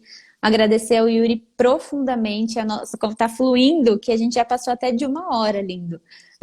Posso falar uma coisa que está me vindo aqui, só para não deixar uma coisa de desesperança, né? Em relação a É isso esse que eu ia marketing. trazer de soluções, né, que a gente está falando aqui. Em relação a esse marketing do mal, é importante a gente. Marketing do mal, entre aspas, embora seja também, né? Mas, enfim. Porque alguém pode falar assim, não, então ferrou, né? Porque tá tudo dominado, então lascou-se, né? Na verdade é o seguinte, o marketing do mal, entre aspas, tudo que vem nessa vibração, acaba tendo um impacto grande e imediato, mas não dura. Aquilo que é feito na bondade, na honestidade, parece que vem muito devagar, parece que no início as pessoas não estão nem aí, mas dura. Eu vou te dar um exemplo muito simples. Jesus. Jesus foi uma mensagem que não impactou, que não viralizou na época que ele estava aqui. A mensagem de Jesus foi entrando devagarzinho, ó.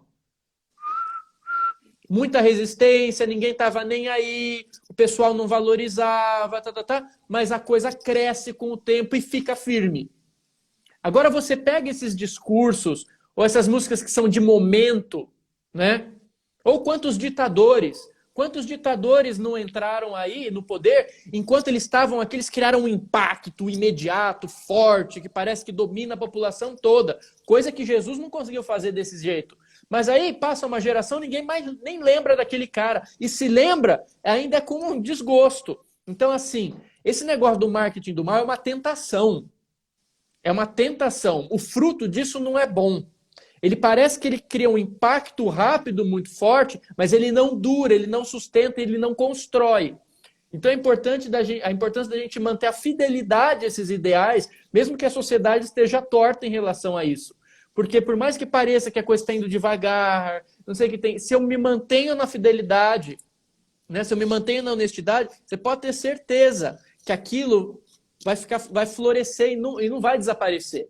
É muito mais consistente esse marketing do bem, embora aparentemente, imediatamente, né, pareça que não. E eu tenho certeza, muito obrigada aqui com todas as suas colocações e generosidade de partilha. Eu tenho certeza que esse momento, por exemplo, de pandemia, né, que muita gente em casa buscando mais leituras, músicas e através principalmente das redes, da internet e tudo mais, tem notado isso. E aqui o pessoal está comentando, né, traga esperança pra gente, Yuri. Gente, esperança é esse encontro aqui, sabe? A gente está aqui reunidos. Aqui, ó, em média, quantas pessoas, várias pessoas, sábado à noite, 10 horas da noite, aqui conversando sobre isso, sintonizados nesse tema.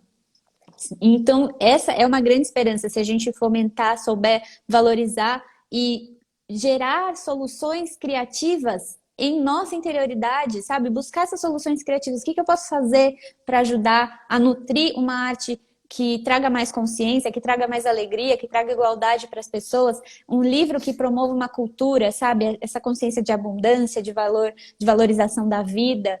E é isso, vocês são essa esperança também aqui. Muito obrigada por todo mundo que está presente. E eu tenho, como eu estava comentando, né? A escola também, que a gente já vai comentar um pouco mais nos próximos dias, nos próximos meses, buscando essa solução, buscando ancorar cada vez mais essa solução.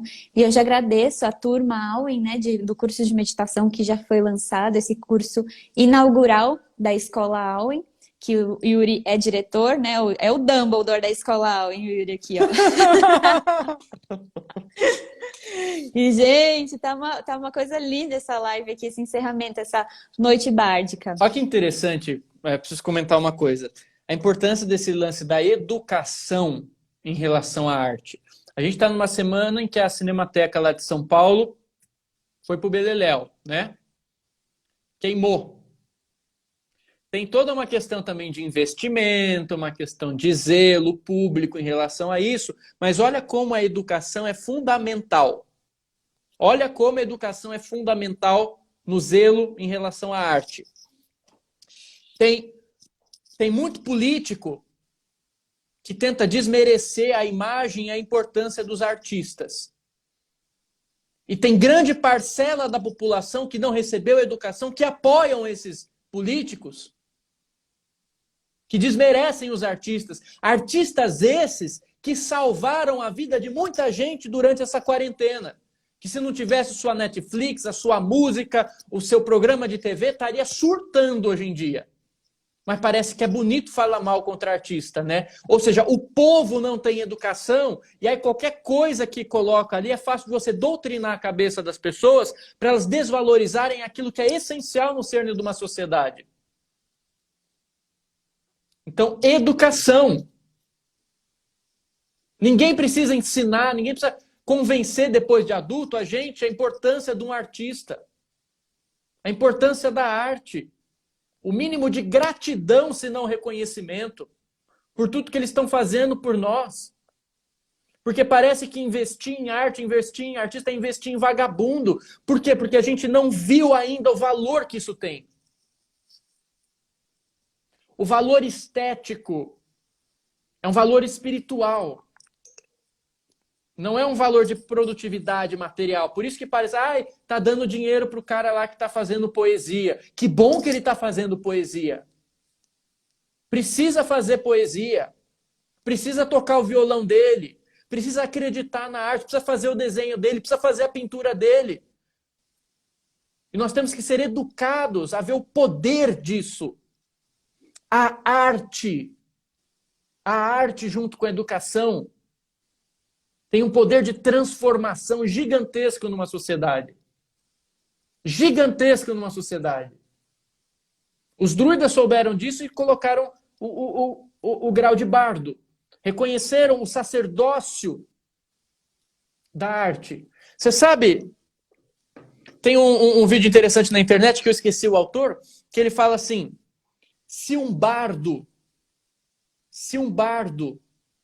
quisesse amaldiçoar alguém, ele não faria um ritual.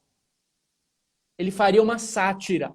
Ele faria uma piada. Ele faria uma música. Não é à toa que teve um certo momento na Irlanda que eles mandaram fazer o quê? Queimar os arpistas.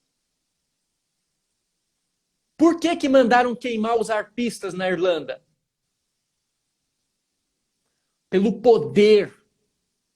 O que os nossos artistas brasileiros têm? Tem poder de influenciar e de educar a sociedade. Inclusive contra políticos que querem só o poder para eles. E aí o que eles fazem? Os políticos colocam a população contra os artistas. Isso é um tiro de canhão no pé. Isso é ignorância. A arte liberta e ela está do lado do povo, coisa que político não está. O político está com interesse no povo, no que ele vai ganhar disso. Agora, o artista é expressão pura, é transbordamento da consciência social. E olha só. E alguém precisa dar voz a essa consciência social. E muitas vezes são os artistas que vão falar por nós. Lá na época dos druidas, quem que eram os conselheiros dos políticos da época? Eram os druidas. E os druidas, eles também são bardos. Eles necessariamente passam por esse grau. Eles precisam ter essa arte intrínseca na consciência para buscar cada vez mais a harmonização na sociedade. É aí que a gente volta sempre a esse druidismo que eu e o Yuri particularmente sintonizamos tanto também. Confúcio, para você ter uma ideia, o grande Confúcio na China, ele dizia que o último grau de estudo, a coisa mais complexa que você vai estudar, depois de já ter aprendido tudo, é a música. O mais elevado dos campos. E Confúcio era um cara inteligente. Ele sabia do que ele estava falando e sabia por que ele estava falando isso. A arte tem esse potencial latente de denunciar os crimes, de reconectar a gente com a centelha divina, de reconectar a gente com a nossa essência. E olha esses potenciais. Quando os artistas, as pessoas conceberem isso, olha, eu vou além disso para a gente chocar mesmo.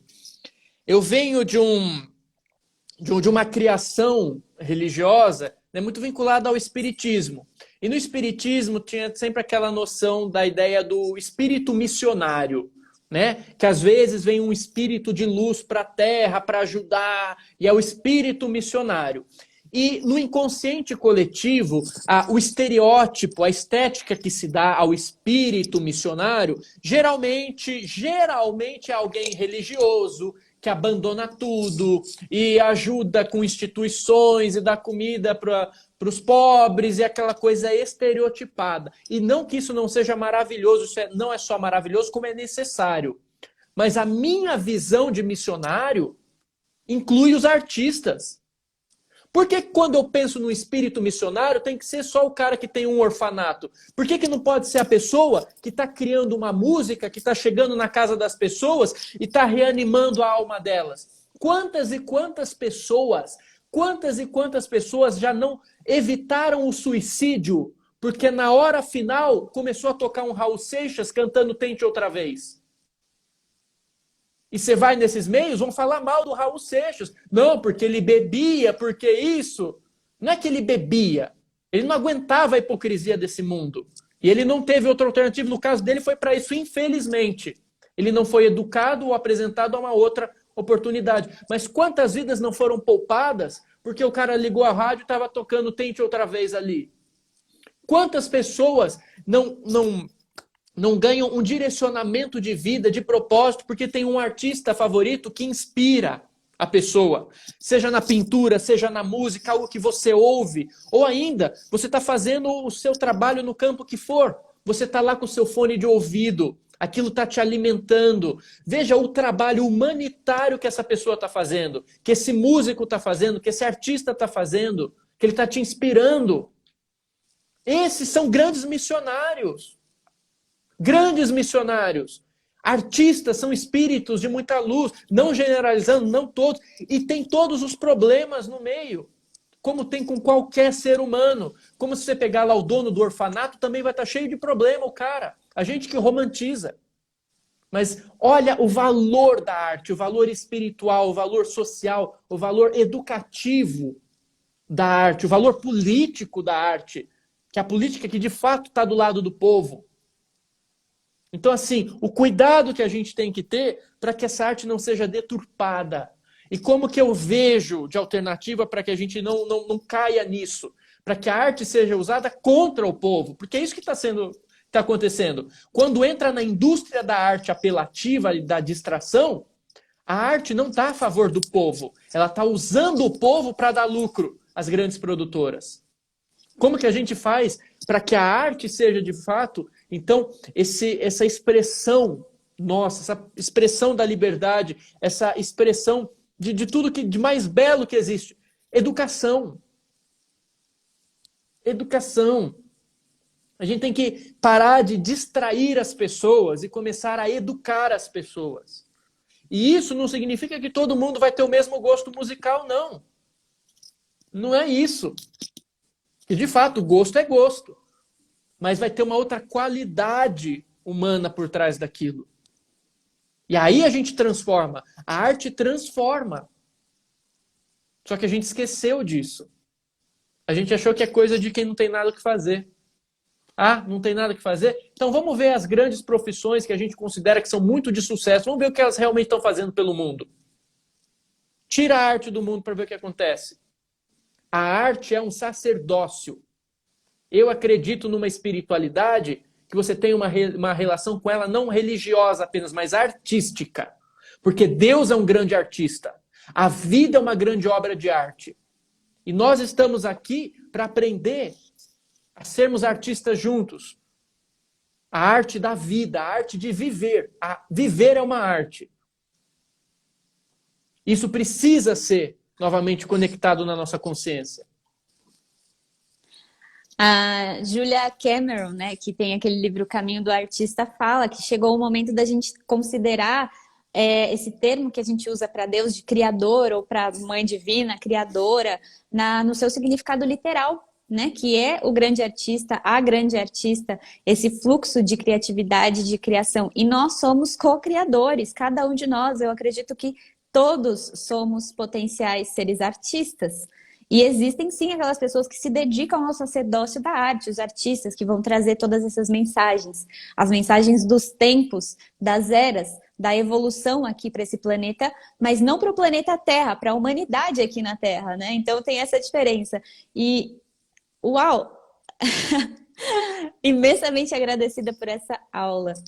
Quando a gente fala, quando a gente vislumbra um mundo novo, uma era nova, um mundo de regeneração, o nome que for, se a gente escolher, veja, se a gente escolher trabalhar em prol disso, esse vai ser um mundo de arte.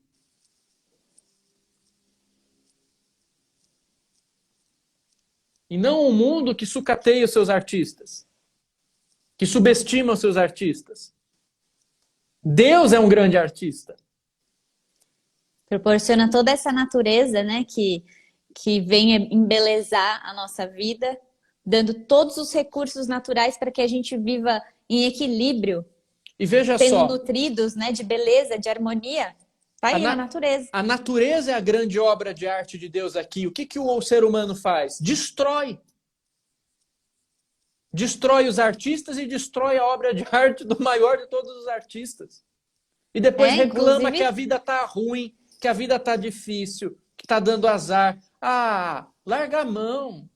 inclusive a gente vê, né, que nos principais polos urbanos, nos principais centros urbanos, a manifestação, a expressão artística, ela acompanha, né, aquele lugar que em sua maioria é de concreto, é cinza, não tem uma expressão. E quando a gente vai para a natureza, por exemplo, eu até conversei isso com a Maria Calu na live anterior, o nosso ritmo muda, né? Essa relação de apreciação, esse sentido nosso que é contemplativo, que é a criatividade, que é a inspiração, que muitas pessoas falam, ah, eu tô com bloqueio criativo. Gente, às vezes apenas é um momento de pausa, né? Que quando a gente compreende esses ciclos, a gente percebe que não existe de fato um bloqueio. Às vezes existe interferência, ruído, né? Que às vezes pode ser causada de diversas formas, ou às vezes a gente percebe que é apenas uma baixa de energia que logo logo vem uma onda mais alta, trazendo mais criatividade, mais inspiração, e isso a natureza proporciona para a gente Sim, toda a sabedoria para a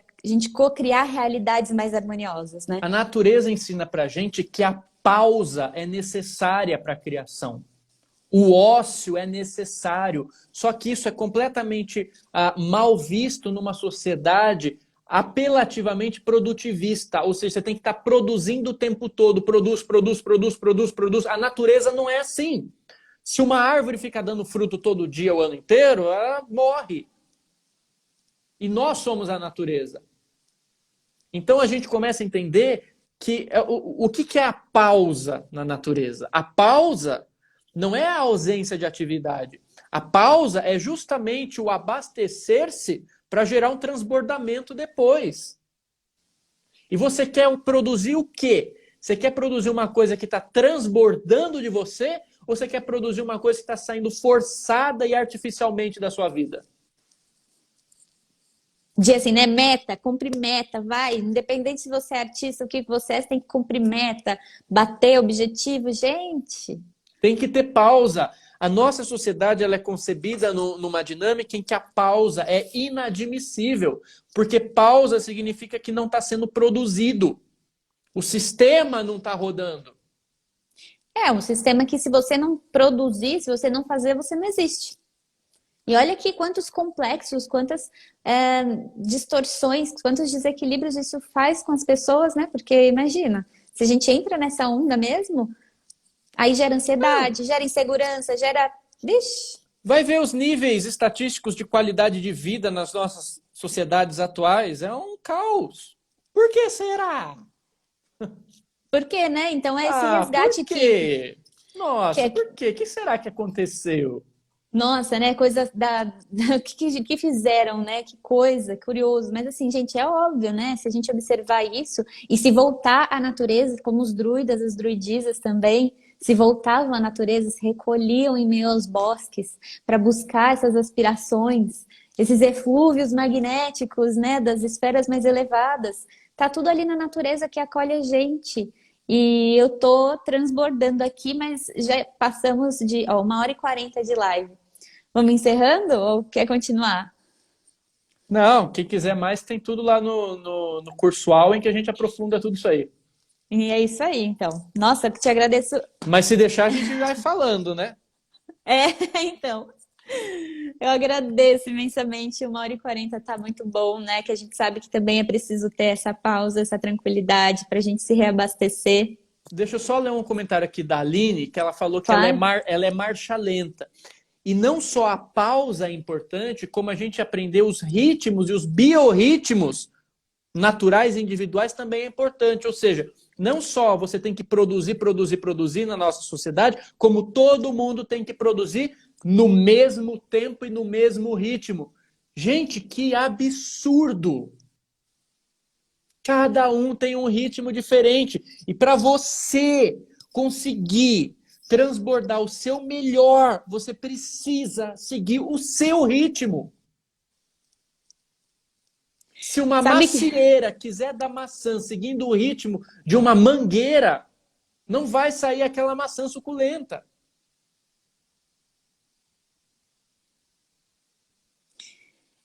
eu já pensei muito, já refleti muito, inclusive, né, nessa entrega musical que eu venho desenvolvendo, em qual estilo musical me encaixo, né? E eu fiquei um tempão assim, nossa, mas sei lá, que agora eu vou começar a falar assim que a gente vai para o encerramento dessa live aqui, enquanto integramos essas informações todas dessa aula belíssima que o professor, artista, educador, polímata, elfo, mago lindo trouxe pra gente. Mas então, eu tava refletindo, né, que qual gênero musical será que são as minhas músicas, né? E refletindo sobre isso, eu já sei.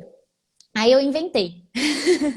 Eu inventei o Carinho Sonoro, Fairy Music, que são as duas, e tinha mais uma que eu tinha inventado também, que eu esqueci, porque é isso, sabe? Eu não encontrei um estilo musical que eu me encaixasse. Carinho sonoro é Falei, boa. a gente Fairy tem que music. inventar, né? Um sleep Tem! songs. Não tem que se enquadrar no que já tem aí. Arte é criatividade, não tem, é o contrário disso. E como solução criativa para todas essas questões também que trouxemos aqui, além da escola aula em que vocês que estão acompanhando a gente vão ter mais notícias nos próximos dias, eu quero que o Yuri compartilhe aqui também. Agora eu acho que ele não está com nenhum quadro aí por perto, mas eu sei que você tem divulgado e já está em andamento, inclusive, um projeto de vender as suas obras, as suas pinturas aqui na internet também. E como que tem desenvolvido isso? Quais são as próximas novidades aí para a gente já ir encerrando? Olha, eu senti que é importante trazer essa questão mais da arte também pro meu trabalho aqui. E tô estudando algumas possibilidades, algumas parcerias com empresas que trabalham com a reprodução da arte para mandar para mais pessoas, né? Porque se eu mando só o original, pronto, já foi embora, né? Mas a ideia é tentar reproduzir os originais, criar material a partir disso e disponibilizar para as pessoas. E uma arte com uma mensagem também, né? Por Isso vai exemplo, ser. por exemplo, tem o Jesus, né? O Jesus entre os druidas lá, que é um que está nesse processo. Não é apenas uma imagem, mais uma imagem de um Cristo, tem uma ideologia por trás daquilo. Tem tudo isso que a gente falou por trás daquele Jesus. É um Jesus que representa isso tudo, né? Então é um símbolo, é uma âncora de uma ideia, de uma vibração, de um direcionamento ideológico, né? De tudo isso que a gente está falando aqui. Não é só mais um lá representando o domínio da religião. Não. É você poder trazer isso. A gente vive num mundo de ideias. Exato. Então a arte ajuda também a criar essas revoluções nesse mundo. E eu estou bastante animada com essa galeria, né? Essa galeria que também pode ser vinculada ao Auen, né? Quem sabe o que a gente vai ter para os próximos dias, para os próximos meses aí, de exposições artísticas, isso tudo a gente fica disponível, né? Quando a ideia é boa, quando os projetos são edificantes, quando a intenção é de trazer essa harmonia para a vida, essa valorização da natureza, porque, por exemplo, a gente está aqui na internet, né? Levando os nossos trabalhos na internet, mas sempre nesse sentido de pessoas estejam em contato com a natureza também, com as suas próprias naturezas, com essas essências que vocês são. A gente está aqui junto, isso é maravilhoso, né? Até perguntaram que vão se mudar para cá para participar da escola, mas, gente, essa escola começa de uma forma não local. A Auen começa de uma forma não local, e é isso que vai expandir para que uma hora a gente se encontre também e tenha encontros musicais, consiga tocar junto, consiga fazer exposições presenciais, né, quando a pandemia já estiver mais tranquila. E eu agradeço pela arte que transborda através de você, amor, Yuri Levi. Foi muito legal. Foi lindo, maravilhoso. Deixa eu ver se tem alguma anotação aqui que eu fiz e esqueci. Mas eu acho que foi isso mesmo. Se sentir de falar alguma coisa que eu não comentei, fica à vontade. E já vou pedir para o pessoal ir se despedindo, mandando beijos, bênçãos feéricas Auen. E é isso. Se você quiser falar mais alguma coisa, eu vou sugerir para a gente entoar Auen aqui para finalizar e encerrar essa live. Agradecer o comentário do César Brito e a participação de todo mundo. De todo mundo. Te agradecer pelo convite, pela ideia, pela iniciativa, pelo chá que você trouxe. Tá linda essa arte no seu rosto também. Isso me lembrou uma coisa. Puta, como a hipocrisia é lascada, né? Lembra uma vez, antes da quarentena, só pra gente terminar. Uhum. Antes da quarentena, eu levei você num centro espírita. Ai, lembro. E é um lugar que tecnicamente se fala em não julgamento, em fraternidade, em espíritos que trazem a coisa da arte, aquela coisa maravilhosa no discurso, né? E aí a Paola chegou lá e ela estava com a cara pintada como ela está hoje, porque isso é dela. É dela, é bonito. Né? É uma expressão artística dela, É a né? minha maquiagem. É a maquiagem dela, exatamente. Tem gente que vai com batom, com blush, com sei lá o quê. É a Eu maquiagem gosto. da Paola, né? Nossa, a gente entrou no centro. Nossa! A diretoria toda, aqueles espíritos perfeitos todos, olharam horrorizados porque ela tava com desenho na cara. É verdade, gente. Nossa. E assim, a gente tá falando de pessoas encarnadas, viu? Eram as pessoas que estavam ali, né, na administração, né, nos cargos mais assim de organização do administrativos e tal, que, nossa, chegaram a falar pra mim, né, lindo? Você lembra? Lembro. Falar que isso não Não, era bom. é para você ver que é uma questão de hipocrisia. Sem falar que é muito mais bonito do que batom isso daí. Deixa a Olha, pessoa viver artisticamente a coisa dela. Pô, aí eu não aguento esse povo. Eu não aguento esse povo. Não, não aguento. falaram alguma coisa de, isso daí é muito. Eu não lembro qual adjetivo usaram agora, mas, gente, eu comecei a. Na hora eu nem sabia o que sentir, né? Porque pra mim é É. impossível, né, ter Não, aquele quem que é tipo essa de reação. obsessora aqui? Ela tem um tracinho branco no nariz. Meu Deus do céu, vamos julgar ela. Justo no lugar onde você esperava o profundo contrário. É verdade. Nossa, foi bem curioso, né? E às vezes a gente passa por umas situações assim que vão é, tornando a nossa, falando, nossa, esse lugar é o último lugar, né, que eu imaginei que isso fosse acontecer. E É, aqui, alguém pode ter achado que era coisa demais, né? O que nos convida da próxima vez a irmos pelados nesse centro. Porque aí é o total desprendimento, não tem nada demais, não tem nada de excesso. Eu vou lá de bunda de fora. Eu vou como Deus me criou. vamos. Isso mesmo. Essa obra de arte linda, divina que você é. Maravilhoso. Nossa, é maravilhoso. O Igor comentou uma coisa que é fundamental, ó. Se fosse um índio, ninguém falava nada. Eu vou além. Se fosse um índio desencarnado, que eles estavam chamando para servir eles, para ajudar a proteger para alguma coisa, né? Vem o caboclo lá com pena, com tudo. Nossa, é o mentor. Vem o mentor com turbante, com tudo. Nossa, é o mentor. Aí vem lá a pessoa com risquinho branco na testa. Nossa senhora, o que você está fazendo aqui? Então, assim, Aham. povo hipócrita, viu? Eu te Não, falar. e outra, assim, tem gente que fala que às vezes é a apropriação cultural. Eu gosto de fazer isso desde criança. É trazer a nossa criança que produz arte, que se expressa de uma forma artística e que não tá nem aí com o que os outros têm a dizer, sabe? Porque os que os outros têm a dizer, o que os outros acham, tem a ver com eles, é problema deles, não é nosso. E aí que a gente entra no sentido de, se a nossa criança tem essa conexão, né? Toda criança a gente se expressa, pinta, canta, dança e tudo mais, a gente tem que trazer isso com a gente, né? Porque fala, não, agora é adulto, não pode mais pular, não pode mais correr, não Não pode pode mais mais ser pintar. feliz. Que graça tem? Isso é crença, crença de que vai crescer, vai ficar adulto, vai ficar velho, aí depois, sabe, vai ficando chato. Nada disso, gente, vai ficando cada vez mais legal, Com né? certeza, O com tempo vai certeza. passando e a arte vai trazendo mais graça, A vida literalmente. adulta, não, a vida adulta é o momento da vida que você tem de tornar a sua infância profissionalizada. É, E o é Fábio a aqui, ó, brincadeira falou. profissionalizada. Fábio falou, é a mensagem de Imbolc, trazer a criança de volta. Justamente, na roda do ano, Imbolc representa exatamente isso.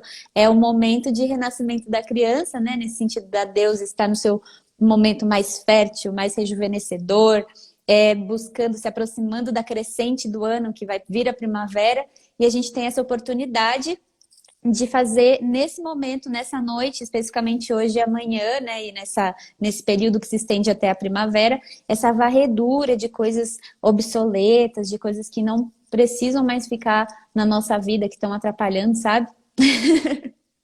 E foi muito bom ter trazido tantas coisas maravilhosas aqui com o Yuri, que eu emano, desejo e faço votos de que essa arte permaneça abundante em ti, Yuri. Te agradeço pela inspiração de todos os nossos dias, por essa obra de arte aqui na vida, na terra, no planeta, na criação.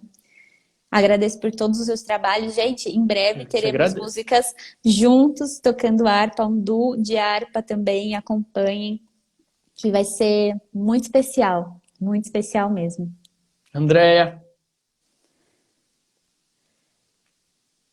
é isso, eu te Ah, agradeço é isso. imensamente, amor. Muito obrigada, que lindo, que noite E maravilhosa. A agradeço gente todo mundo que está aqui também. vamos dar um salve aqui pro pessoal. Simone, a live vai ficar gravada aqui, viu, gente? Para assistir e reassistir sempre. O Fábio, Mãe, Edu, Portal das Fadas, Mercier, o Crudivorista, Eric, Heloísa, Heloísa, Celeste. a Celeste tá aí, eu vi a Laís também, Oba, gente, que alegria, que gostoso. o César. É que vai Daiane, passando muito rápido aqui. é. Aí, Vamos entoar Auen 3 vezes? Auen, vamos. que para os bardos, para as bardisas, para os druidas e para as druidas, traz o seu significado literal como espírito que flui. Auen é uma palavra galesa e que a gente gosta bastante de trazer nos nossos vídeos, nas nossas expressões. E gostamos também de entoar Auen, como se faz com os mantras, com as sementes sonoras que a gente encontra por aí, para a gente sintonizar com o amor, com a abundância, com essa divina inspiração dos artistas, que vem do artista maior, da artista maior, que é o amor, que é Deus, deusa. E convido todo mundo a sintonizar nesse Auen conosco. Gratidão.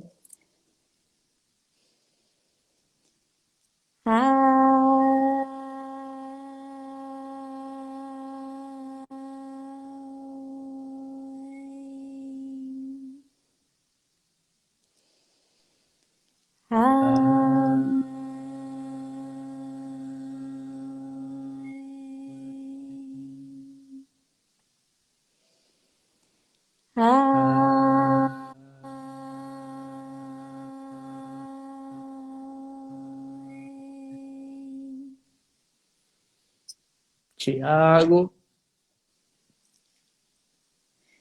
Maravilhosa noite.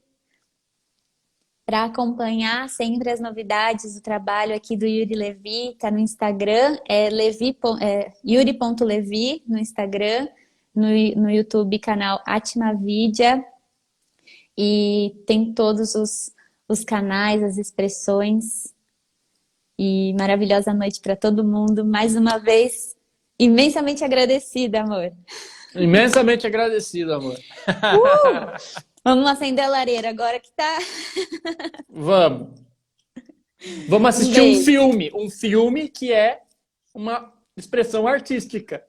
Ah, sim! Né? A gente costuma pensar em arte só como música, desenho. Não, filme. Filme também, gente, a dança, a culinária, né? Aquela A comida. culina. Nossa, Opa! Opa! opa! Auen. Auen, a paz do bosque, gente. Obrigadão. É maravilhoso. Maravilhoso. Muito obrigada.